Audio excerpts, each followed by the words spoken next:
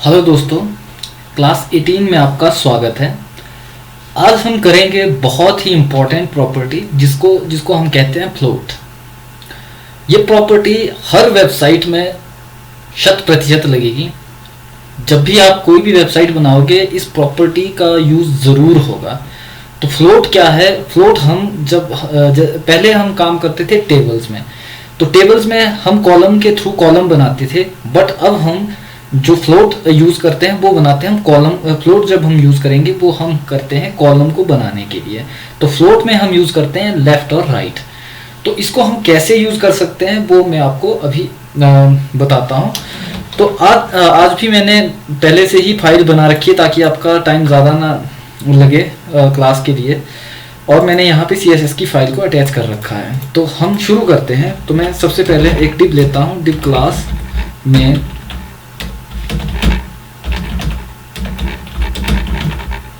Div close.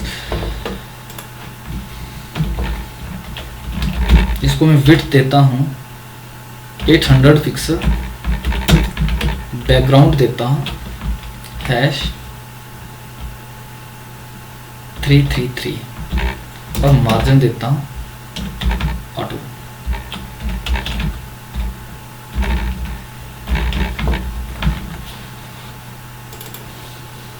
आप check करोगे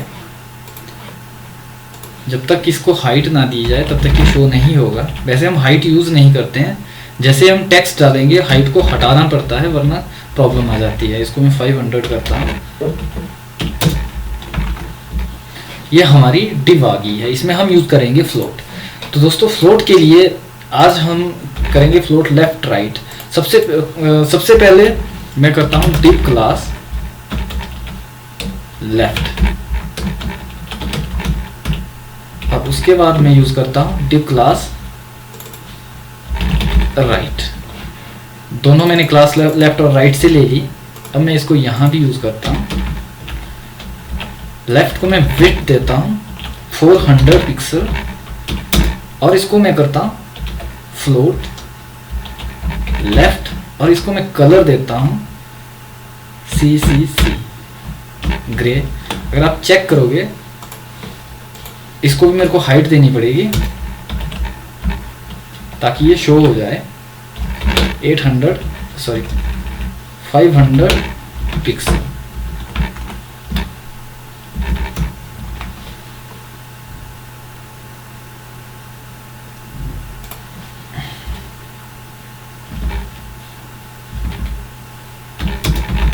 background #FFF।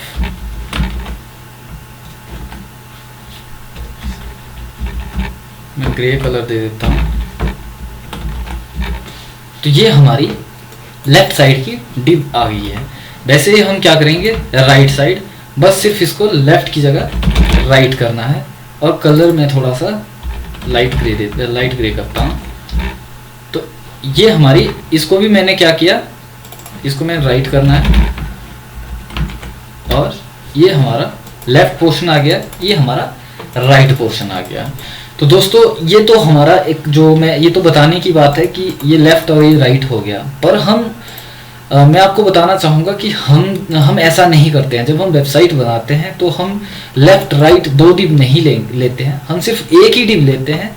चाहे उसको 3 बार लेना हो चाहे 2 बार लेना हो, तो एक ही डिव को हम 2 बार क्लास देते हैं, 2 बार यूज़ करते हैं। एक ही क्लास को हम 2 बार यूज़ करते हैं। फॉर एग्जांपल अगर ये लेफ्ट है तो पहले हम लेफ्ट को ही प्रॉपर डिज़ाइन करेंगे। जो भी प्रॉपर्टीज़ देनी है वो लेफ्ट में ही देंगे। इसको मैं रहने देता हूँ। मैं एक और डिव लेता हूँ जिसमें मैं आपको बताऊंगा कंप्लीट। तो इसको मैं क्या करता हूँ, मैं यहाँ पे डिव क्लास क्लियर करता हूँ।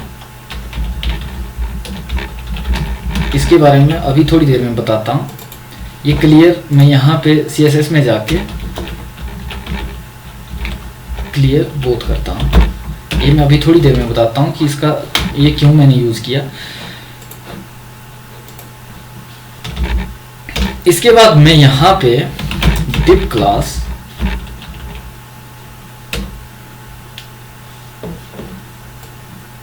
मैं सबसे लास्ट करता हूँ, इसको नई ही लेता हूँ।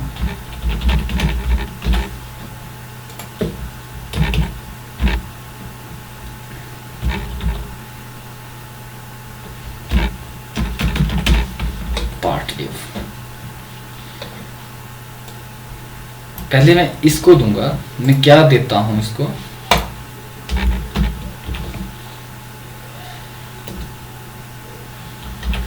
मैं विड्थ करता हूं इसको 30% और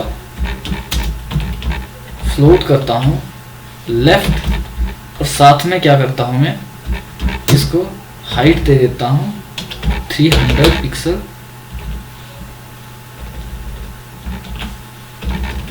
और इसको मैं बैकग्राउंड देता हूं #CC और बॉर्डर देता हूं इसको। बॉर्डर के बारे में एक और मैं क्लास लगाऊंगा जिसमें बॉर्डर को मैं आपको प्रॉपर बताऊंगा।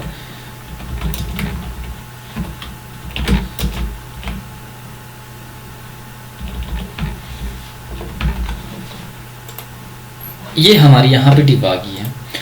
अब मैंने यहाँ पे जो भी देना था वो मैंने दे दिया, बिट दे दी, फ्लोट दे दिया, हाइट दे दिया और बॉर्डर दे दिया। बॉर्डर मैंने इसलिए दिया, वैसे हम बॉर्डर नहीं देते हैं, ये इसलिए दिया है ताकि आपको दिख जाए। मैं इसी डिव को 3 बार अगर मैं पेस्ट करता हूँ तो 3 डिव ऑटोमेटिकली आ जाती है। होता क्या है दोस्तों कि ये जो है पहली डिव, अगर पहली डिव को लेफ्ट करते हैं तो फर्स्ट में लेफ्ट आएगी। पहली डिव ये है, फॉर एग्जाम्पल मैं 1 2 3 करता हूँ तो आप चेक कर सकते हैं ये 1 है, ये 2 है, ये 3 है। ये ऑटोमेटिकली इसने पहली डिव को पहले लेफ्ट किया, फिर दूसरी डिव को साथ में लगाया, फिर तीसरी डिव को साथ में लगाया। हम इस फॉर्मेट को जब भी हम वेबसाइट बनाते हैं इस फॉर्मेट को हम यूज करते हैं। तो अगला मैंने आपको दिखाना था, अब मैं इसमें कुछ टेक्स्ट डालता हूँ क्योंकि मैंने हाइट नहीं देनी है, हाइट हम देते नहीं है इन डिवों में। मैं एक P लेता हूँ और मैं यहाँ डाल देता हूँ, इसमें भी डाल देता हूँ, इसमें भी डाल देता हूँ और इसमें भी डाल देता हूँ। ठीक है दोस्तों, और मैं यहाँ जाके जो मैंने इसको हाइट दी वो हटा देता हूँ। अब मैं अभी बता रहा हूँ मैंने क्लियर बोथ क्यों की थी। जब तक आपको प्रॉब्लम ना पता चले तब तक सोल्यूशन नहीं होता है। तो मैं अब एक और डिव लेता हूँ, फॉर एग्जांपल ये फुटर डिव है, लास्ट की डिव। जब हम फुटर लेते हैं तो फुटर ले लिया मैंने, div class footer, for example div close. मैं थोड़ा सा कंटेंट इसमें डाल देता हूँ, इसको मैं CSS में थोड़ा सा डिजाइन करता हूँ।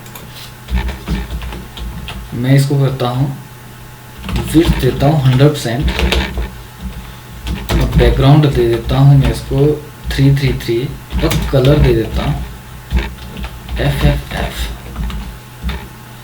अब अगर आप देखोगे तो ये डिव जो है यहाँ चली गई है ऊपर, इसको मैं थोड़ी सी पैडिंग दे देता हूँ 15 पिक्सल, कलर FFF। अगर आप देखोगे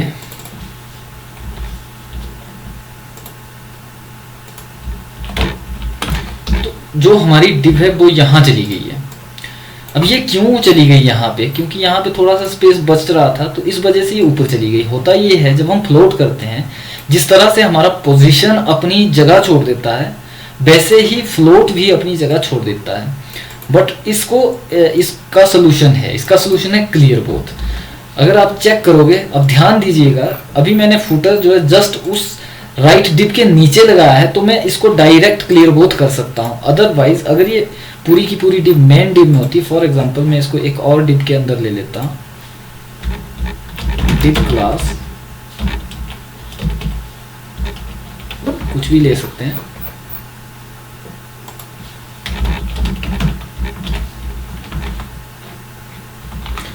और मैं यहाँ पे फुटर को क्लियर बोथ करता हूँ।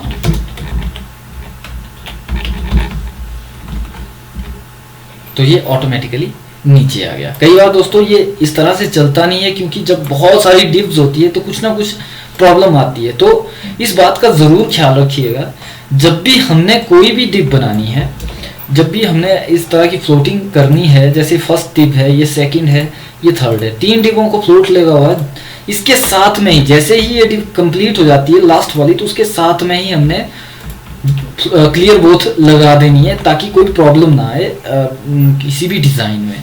तो ये दोस्तों हमारा जो क्लियर जो फ्लोट का है, फ्लोट का हमारा ये कंप्लीट हो गया है। पर अभी ये कंप्लीट नहीं हुआ है, मैं इसको जब अभी कुछ टाइम के बाद जब मैं ये कंप्लीट करूँगा CSS और HTML, उसके बाद मैं आपको प्रॉपर ये बताऊंगा कि हम किसी डिज़ाइन को किस तरह से बनाते हैं। वो मैं आपको पूरा स्ट्रक्चर बनाना सिखाऊंगा।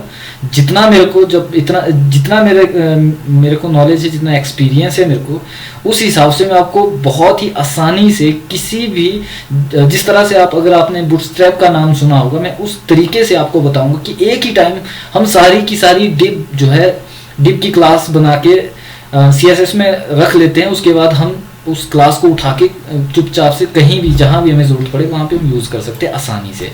तो आज के लिए दोस्तों इतना ही, और मैं आशा करता हूं कि आपको मेरी क्लासेस समझ में आ रही है।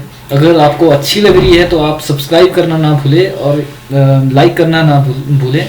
और मैं ब्लॉग बना रहा हूं जिसमें जो कोड हमने जिस दिन किया हुआ है वो कोड वहां से आप डायरेक्ट डाउनलोड कर सकते हैं। मेरे को लगता है अभी तक आपको इतनी ज़रूरत नहीं है यहाँ तक कोड डाउनलोड करने की, आप खुद कर सकते हैं। पर हाँ, अब हम जो अगला पार्ट करेंगे, अभी मेरे को लगता है सिर्फ 2 वीडियोस के बाद जो है मेन पार्ट शुरू हो जाएगा, जिसमें हम स्ट्रक्चर बनाना शुरू करेंगे। किस तरह से हम इमेज को सेट करते हैं, किस तरह से हम एक्चुअल में स्ट्रक्चर बनाते हैं, वो इन सभी वीडियोस के बाद में मैं शुरू कर रहा हूँ। तो सब्सक्राइब करना ना भूले। आज के लिए धन्यवाद।